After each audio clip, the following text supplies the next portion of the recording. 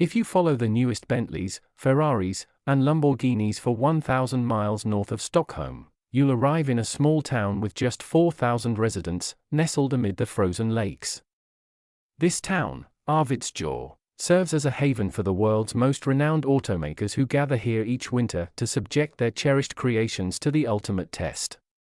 On April 24, 2023, at 9:38 p.m., a Greek plane carrying Teo Spiller landed at Arvidsjaur airport.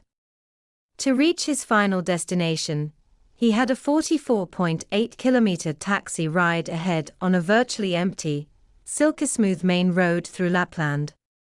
Moskosel is renowned as the world's most artistic village. Although it's home to fewer than 200 people, it sometimes hosts up to 50 artists from different parts of the world, which makes it a quarter of the whole Moskosel population.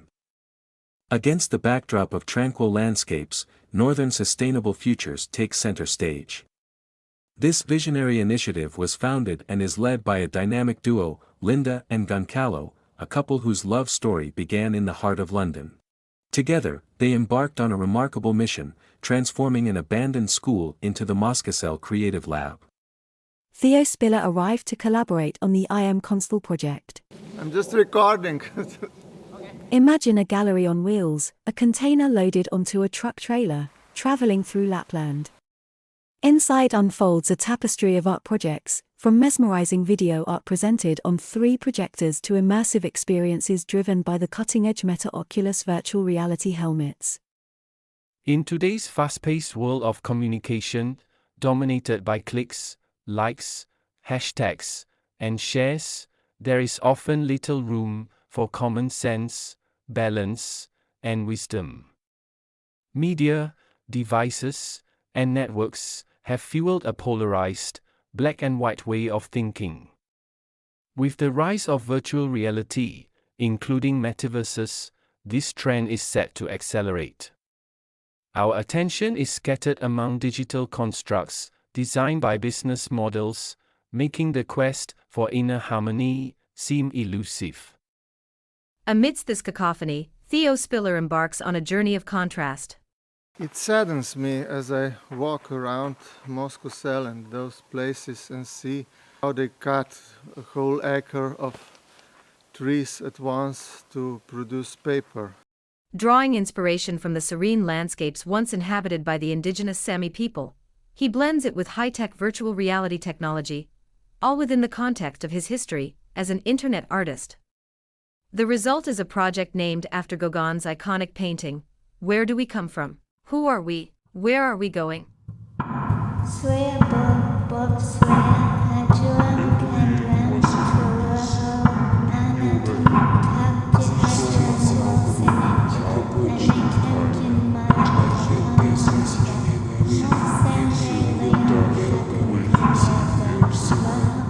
As users step into this virtual realm, they find themselves in a dark space, resembling a solitary explorer with a light affixed to their helmet, much like a miner or spelunker. This light illuminates ghostly cave images generated by artificial intelligence, drifting around them. Amidst the rhythmic beat of a drum, a shamanic prayer, spoken in 6 different languages chosen for their mystical resonance, resonates around them.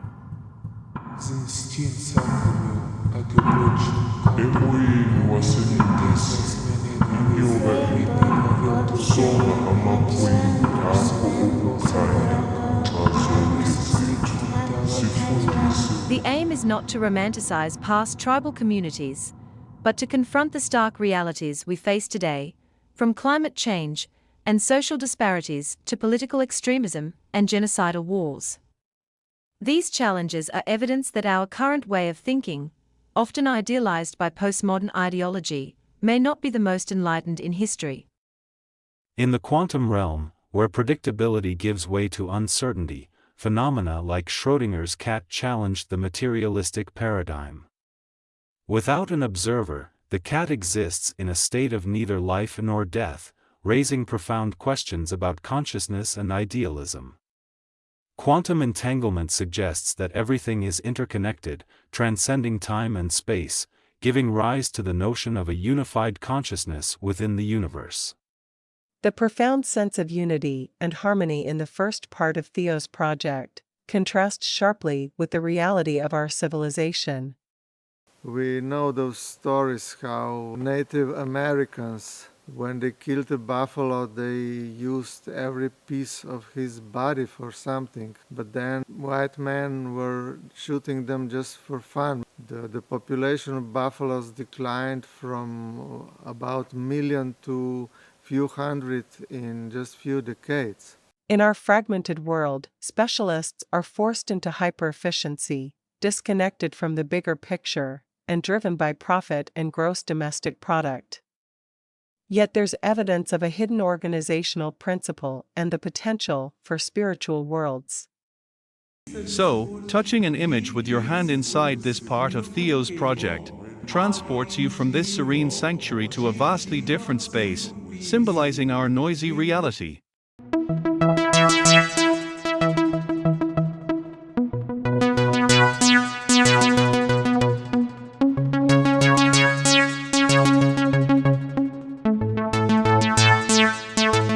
Deafening music assaults your ears as blinking walls encircle you.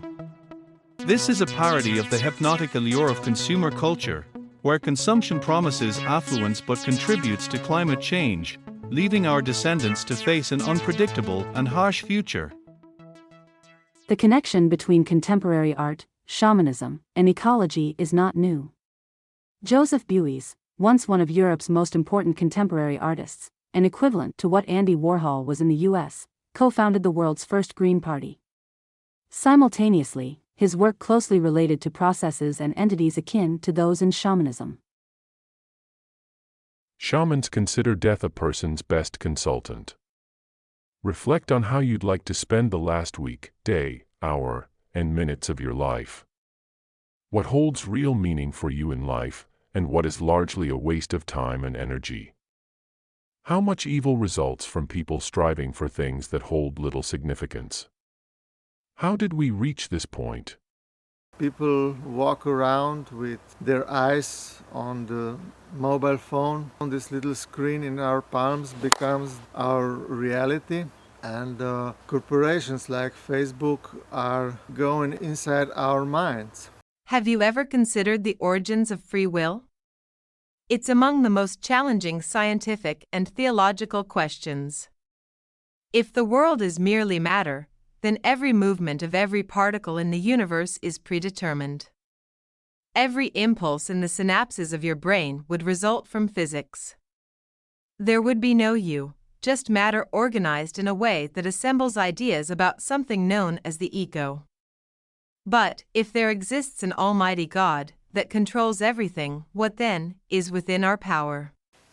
What we perceive as me consists of a set of ideas and beliefs, largely influenced by propaganda, religion, systems of power, and family history.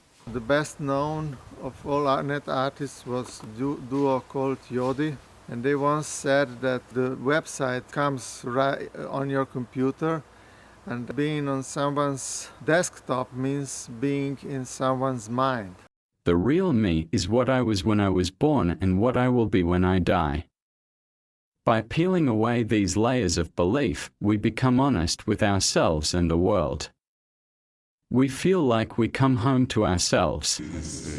The connection between both scenes in Theo's project symbolizes this. A ring of orange light rises from below, disappearing into the blue expanse above. You sense the Earth's energy coursing through you, merging with the energy of the universe. Regardless of our actions or thoughts, we are all children of Mother Earth and an integral part of the cosmos. To preserve what can still be saved, we must shift from a predatory mindset that has brought us to this precipice. It begins with rediscovering ourselves, listening to our hearts, and breaking free from the grip of media and gadgets. We are used to take as much as we can, instead as much as we need. Only then can we reconnect with our environment and Mother Earth. Artificial intelligence is poised to play a pivotal role in this transformation. It can serve as a neutral arbiter, ensuring the fair distribution of resources, tasks, and skills among people. With that in mind, I'm using the pictures of paintings from times when people lived in small groups, but those paintings are created by artificial intelligence. Alternatively, artificial intelligence could facilitate the total control of the minority over the majority.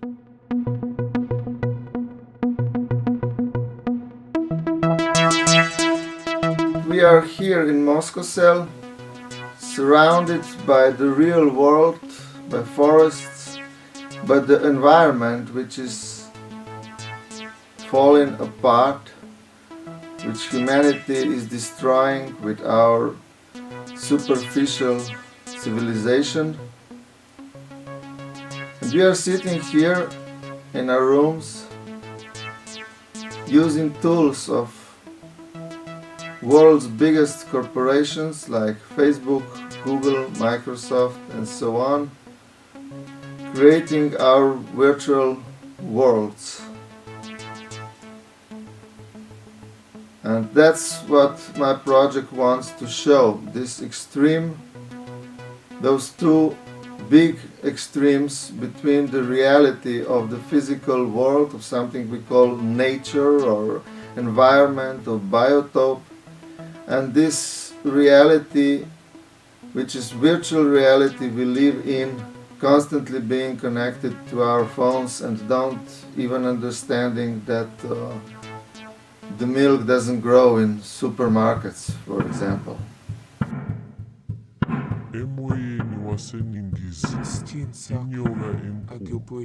Healing individual and collective traumas, embracing grace and beauty in every situation, going with the flow, are pathways to inner peace, joy, and harmonious coexistence with all living beings.